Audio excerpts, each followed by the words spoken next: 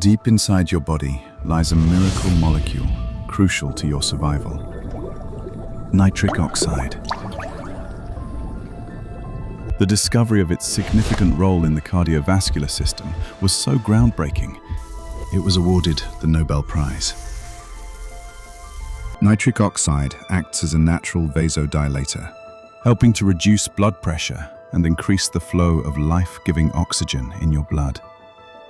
Produced by the lining of your blood vessels, nitric oxide acts as a messenger. It tells your blood vessels to widen and dilate.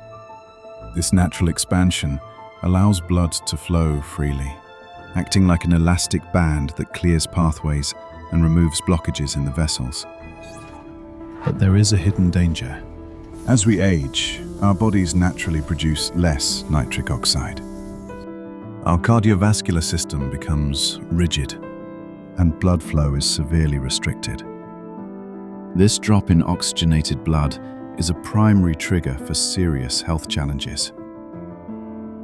High blood pressure, high cholesterol, atherosclerosis, damaged blood vessels, stroke, heart attacks, and diabetes.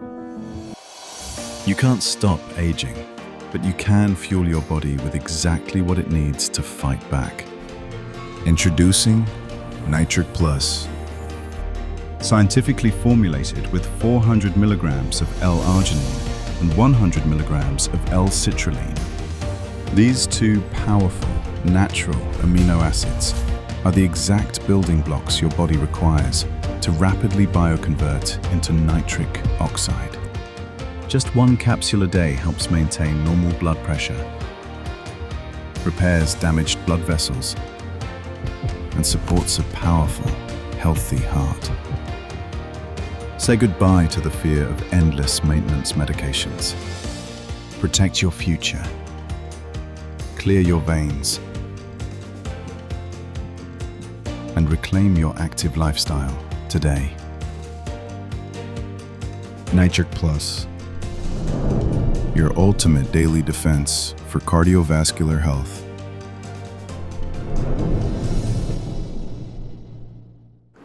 NITRIC PLUS of Nexgenix is based on this book of Dr. Louis Ignarro, the Nobel Peace Prize doctor, discoverer of the nitric oxide, wrote a book, No More Heart Disease, How Nitric Oxide Can Prevent, Even Reverse Heart Diseases and Strokes.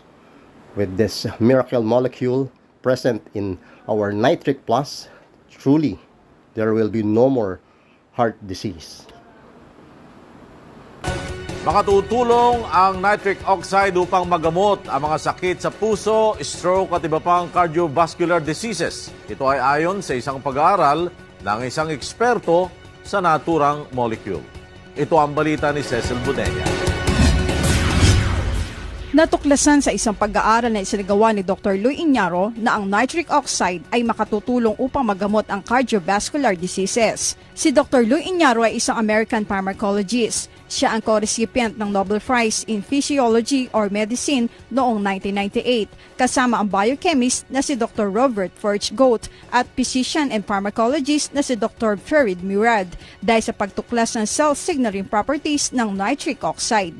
Ang nitric oxide ay isang uri ng molecule na may chemical formula na NO. Ayon sa Vice President ng Philippine Heart Association na si Dr. Eugene Reyes, ang nitric oxide ay isang substance sa daluyan ng dugo na may signaling property na nagpapabuka ng ugat. Nitric oxide is a substance in our blood vessel that makes our blood vessel dilate or bumubuka, nagpapabuka ng ugat. Pagka healthy ang ugat mo, marami kang nitric oxide. At pagka marami kang nitric oxide, hindi nagbabara ang ugat. Sinabi ni Dr. Reyes, kapag maraming nitric oxide ng isang tao ay hindi magkakaroon ng hypertension, stroke, heart failure at iba pang sakit.